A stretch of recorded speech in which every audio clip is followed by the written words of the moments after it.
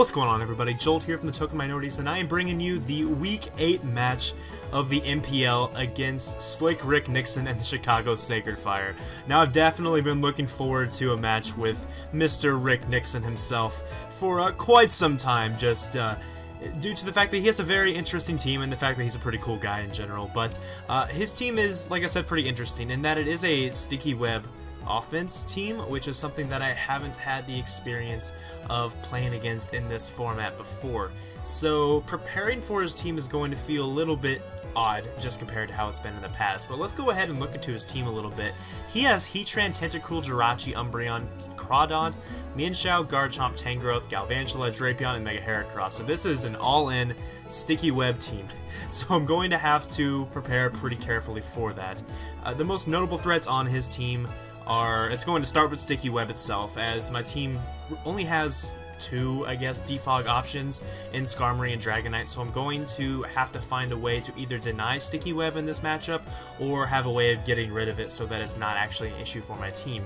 And then other notable threats on his team are Jirachi, as Jirachi is going to be very, very good against my Mega Venusaur, albeit it's his only answer to Mega Venusaur, but it is still a problem because my best switch into Psychic types is generally my Clefable, and Jirachi, of course, is Steel Psychic, which obviously is not great for Clefable. So Jirachi is going to be a pretty massive threat in this game, in addition to Mega Heracross, as Mega Heracross, especially with Sticky Web up, is going to be a pain in the butt for my team to take out. Yes, I do have Skarmory, yes, I do have Clefable, yes, I have Mega Venusaur, and yes, all three of those can take one hit from Mega Heracross, but none of those can take two hits from it. So, especially after Stealth Rock, so I'm going to have to play very carefully against those three mons in particular, and really, the rest of his team doesn't seem terribly threatening, as I do seem to have solid counters, if not checks, to the rest of his mons, so I'm not terribly concerned about the rest, but those three are the three I'm going to be preparing for the most carefully in this matchup. But that's about all I have to say at the team overview. Let's go ahead and jump into the team building process so I can give a little bit further detail. Alright, so my team building began with the realization that he only has one potential answer to Mega Venusaur, and that is Jirachi. So Mega Venusaur was undoubtedly the first mon that I was going to bring in this team, and from there the question was just what kind of Mega Venusaur would be most appropriate in this matchup, and I decided on a physical defensive variant because it is capable of taking hits very well from the likes of Crawdaunt, Mienshao, Garchomp, all kinds of Tangrowth, and Mega Heracross, in addition to still being naturally bulky enough to handle Galvantula very well. So defensive Mega Venusaur was essentially a no-brainer for me, given his team composition. So from there I worked on the moveset, and Sludge Bomb and Earthquake were two moves that were just guaranteed going to come because he has so many things that are weak to ground types, and most of those things that are weak to ground types are his switch into Mega Venusaur. For example, Heatran and Tentacruel and Jirachi, those three are all pegged by Earthquake, and Sludge Bomb actually hits the rest of his team very well. So I have nearly perfect coverage with those two moves alone, but then I thought about how I wanted this to be able to threaten Mega Heracross immediately, and because of that I decided that Hidden Power Flying was the appropriate third attacking option instead of a support move like Leech Seed or Sleep Powder this week, and then finishing everything off with Synthesis. So that was the first mon I added to this team, and from there I decided to build around Mega Venusaur to make sure that it could shine as best as it possibly could. So the next mon I brought was something that, looking at his team composition, having Heatran, Tentacruel, and Jirachi, one might not think would be very effective in this matchup, but it turns out that Moonblast Hidden Power Ground provides nearly perfect, super effective coverage against his entire team, and if not super effective, it still hits very hard for neutral damage. And I wanted to emphasize that a bit by adding a Life Orb to this Clefable, so I'm running a Spadef-oriented Clefable with a little bit of defense to take Rock Blast from Mega Heracross a little bit better, and still such that this can be a great switch into the likes of, I guess, Tangrowth and Galvantula. And with Calm Mind, Sopwell, Moonblast, Hidden Power Ground, I have great coverage against his entire team, like I said before, and I believe that this is going to be an enormous win condition in this game if I'm able to play with it properly. So that's the second mon. Next up, I brought Skarmory pretty much solely for two purposes. One being as an extra check to Mega Heracross, and Garchomp, I'll say Garchomp as well. and I guess the more important reason is so that I have a means of getting rid of Sticky Web if he decides to go all in with Sticky Web this game, as if I have no answer to Sticky Web, then the viable options on my team are pretty minimal. So I need to have some method of getting rid of Sticky Web before it becomes a problem if he decides to bring it. So Skarmory is the man for the job, and I'll be bringing basically Hazard Control, bringing Stealth Rocks of my own. I don't really anticipate being able to set up Stealth Rock in this game just because I do have to play Skarmory pretty close to my chest, considering he's going to be able to set up Sticky Web pretty easily against my team if he chooses to bring it. So my goal would just be to get rid of it as quickly as possible with Defog and then switch out whenever he brings in his counter to Skarmory, which he has a pretty good amount of them, unfortunately. So that's the idea with that, and Brave Bird, of course, is there to OHKO the Mega Heracross. So from there, I thought I had a pretty solid defensive core, but I was not quite satisfied, as this core is beaten by Jirachi, quite frankly.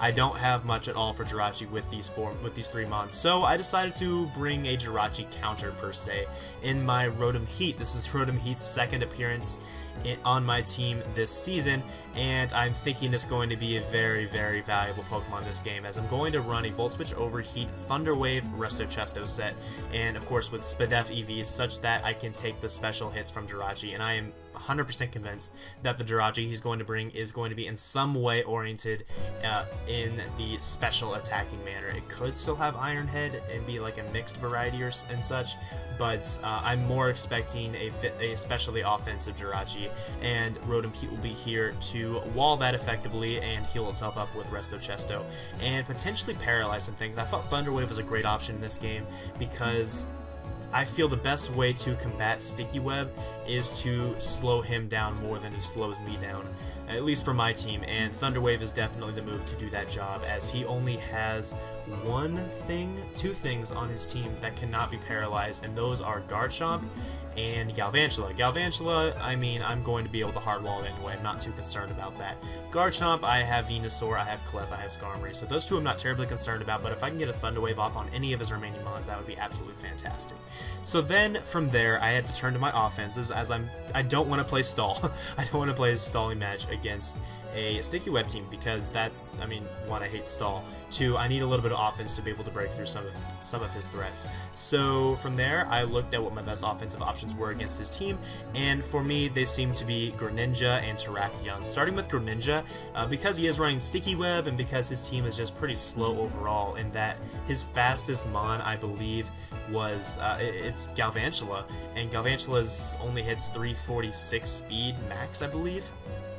I thought I could just run a nice little timid Greninja, or sorry, a nice modest Greninja rather, and the fact that it's modest actually kind of makes up for the fact that I don't have Protean. I have Torrent instead, of course, as to the rules of this league. So I'm bringing a Life Orb, modest Torrent Greninja with Hydro Pump, Ice Beam, Dark Pulse, and Extra Sensory, which has super effective coverage against the majority of his team, and if he does not have Sticky Web up, this thing is going to be an absolute menace and very hard for him to take out. I expected to get several kills in this game. And then finally, I am bringing Terrakion on a Choice Band with Close Combat, Stone Edge, Earthquake, and Aerial Ace. He has one thing that can take 2 hits and survive, and that is Tangrowth. And that's only if Tangrowth is max defense. So his only potential answer to this is Tangrowth. Everything else is going to be 2-hit KO'd on the switch in, and if he does not have Rocks up, I'll be outsped by only Galvantula, and Galvantula cannot take a Bandit Close Combat. At least not well. I don't think it can live, actually. So I outspeed everything. I'm EV to outspeed Jirachi, Jolly Jirachi by 1, or Timid Jirachi by 1. And yeah, he has no switch-ins. This thing is going to be absolutely fantastic in this game, I guarantee it. And I do have Aerial Ace, just in case he thinks Mega Heracross is a switch-in, because let me tell you, it is not a switch-in to this particular Terrakion. So that's the team. I am feeling pretty confident going into this game. I feel like I have a good matchup.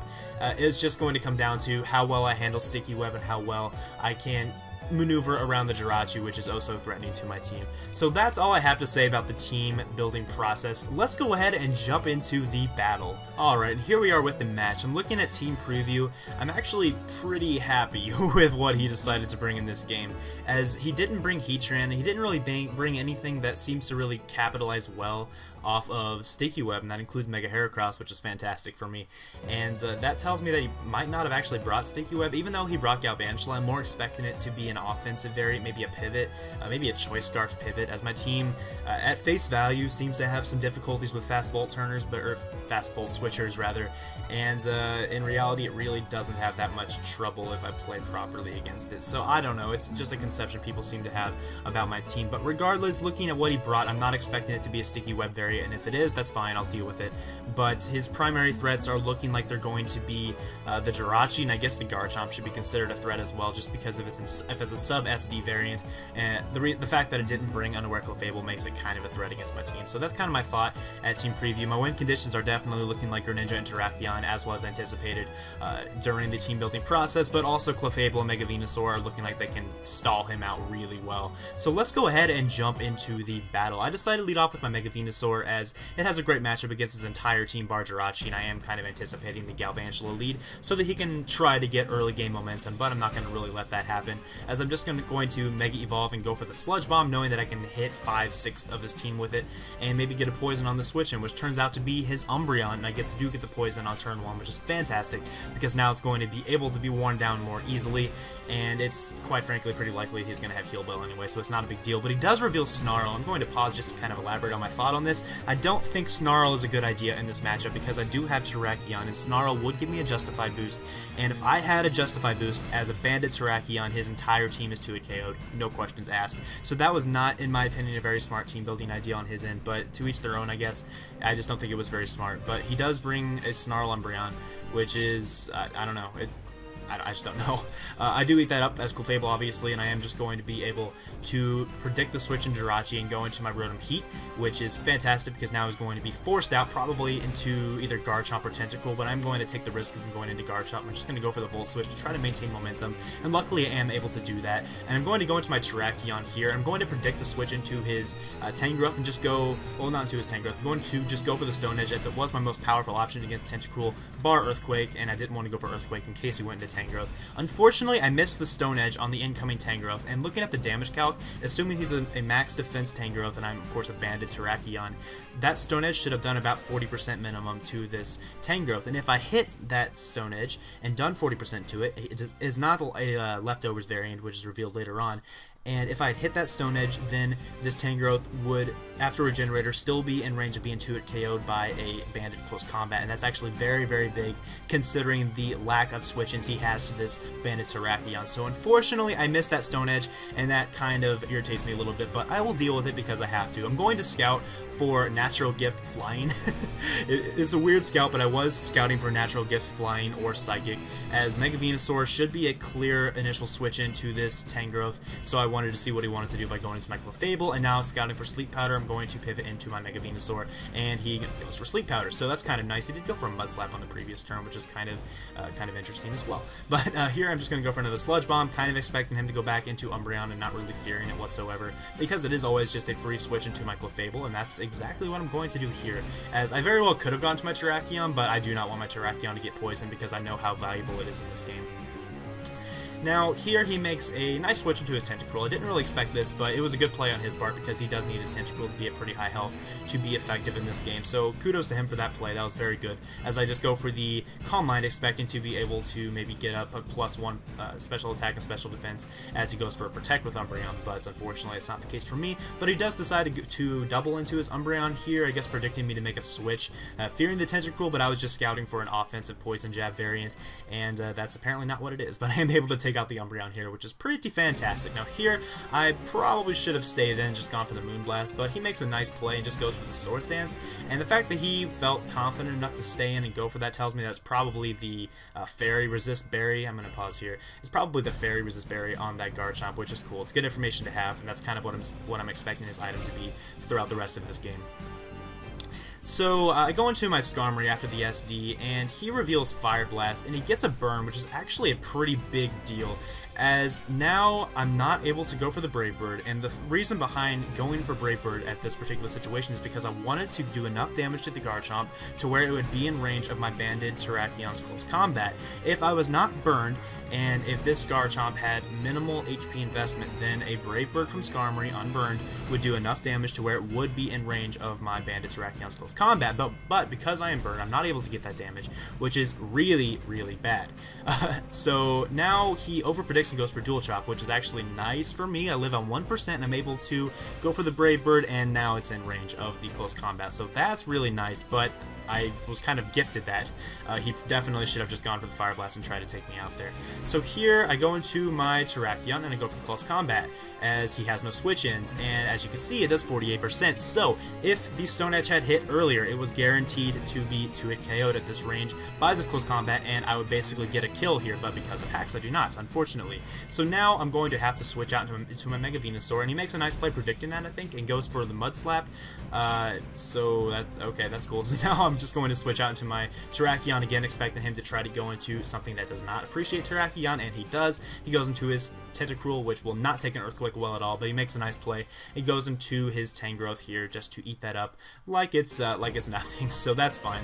Now I'm just going to go into my Mega Venusaur because it is very free, and he's going to make a nice double into his Jirachi, which is pretty unfortunate, but I do have a full health Rotom Heat that can just come in and take any hit from this, and he does reveal to be a special attacking variant, which was exactly what I expected, and that's nice information to have. But here I'm just going to go for the Thunder Wave, kind of hoping he decides to go for another Psychic, and I might be able to paralyze the Jirachi so that it's no longer a threat, but he goes into his Tentacruel instead.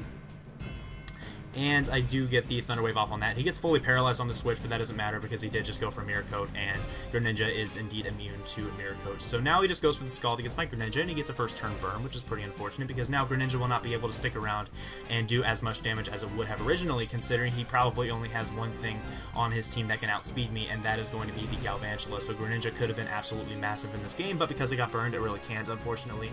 So I'll have to deal with that as well. Now here I'm just going to go into my Clefable, knowing that I can eat up any hit from this Galvantula, and that's exactly what happens. He goes for Volt Switch and goes into his Jirachi, and I kind of scout for the Psychic here. I'm still at this point kind of expecting him to maybe be a choice variant, so I just go for the Soft Boiled, expecting him to predict my Venusaur, predict my Rotom rather, and go for the Psychic. So I figured I could get back up to full health here, but he does reveal Iron Head. He gets the flinch, which is fine, and he's able to take out my Clefable there. So that's a little bit sad, but I do have a free switch into my Greninja, which should be a free kill as I just go for Dark Pulse and Galvantula just drops, which is fantastic.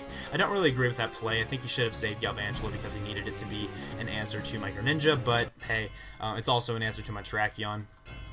Here I just go for the Dark Pulse on the Tangrowth, kind of expecting it to be a Yache Berry variant. I know Nixon really does like the berries, so I wanted to, or the resist berries rather, so I didn't want to fall into that trap. I wanted to get as much damage as possible such that Terrakion could take it out with a close combat. Now here, I switch out. I probably could have stayed in and gone for another close combat, but I didn't think it was a good play, and he does crit my Rotom on the switch in here, which sucks, but it's fine. It would have 2-hit KO'd anyway. But I do switch out here because I do think that I have to go for the Earthquake to be able to KO this Jirachi. He reveals the Shuka Berry here, and apparently got nearly a minimum roll on that turn as well, so that was nice. But luckily I am able to survive the following Psychic and take it out with another Earthquake, and then all he has left is this Garchomp, which will not be able to survive a banded close combat. So no matter what, I'm going to win this game at least 1-0. It's just a matter of whether or not Mega Venusaur can stall out can outlast the Garchomp here at this range. I just go for the Sludge Bomb, kind of fishing for the poison, thinking maybe the Hex Gods will return the favor to me, and they do, which is nice. And I'm able to basically wear down this Garchomp now with Mega Venusaur. Now that it's poisoned, I don't really have to fear it too much. He could have gone for another dual chop on this following turn and maybe taken out my Mega Venusaur, but he decides to get a little bit greedy and go for these Swords Dance, and I'm able to take it out with a Hidden Power Flying plus poison damage. So that's the game, and I don't know. That was a hard-earned win in my opinion, as my opponent played well. He did play well in my opinion, but Hacks was in no way in my favor, And I found that kind of interesting because at the end of the battle, it seemed like the general consensus was that Hax was in my favor during that game, and that basically more Hax was in my favor than what was in his favor. And I did a little research on that because I thought that was kind of absurd, and I want to go ahead and reveal that information to you guys now, because I think it needs to be said. So, as far as hacks that happened against my opponent in my favor in this game, it was a first turn poison against Umbreon, it was a paralysis against the Tentacruel, it was a Dark Pulse flinch against the Tangrowth, and it was a Sludge Bomb poison against the Garchomp at the end. So, I wanted to point out that 3 of those 4 hacks occurrences were in no way consequential to the end of the game. The first turn poison against Umbreon was... It had some consequence, I agree, but the fact that Umbreon was his primary switch into Mega Venusaur means that it was going to happen anyway. It's a 30% chance it's going to happen.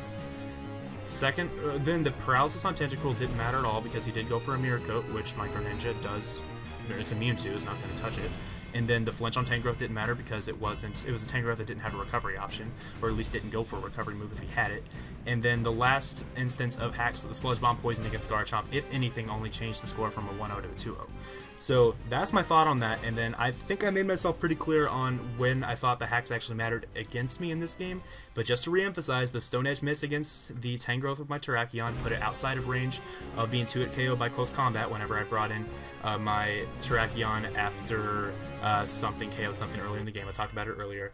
The second instance of hacks, the Fire Blast burn against my Skarmory, prevented my Skarmory from putting Garchomp in range of the close combat from Terrakion. And then the third important instance of hacks was my Greninja getting burned first turn against the Tentacruel.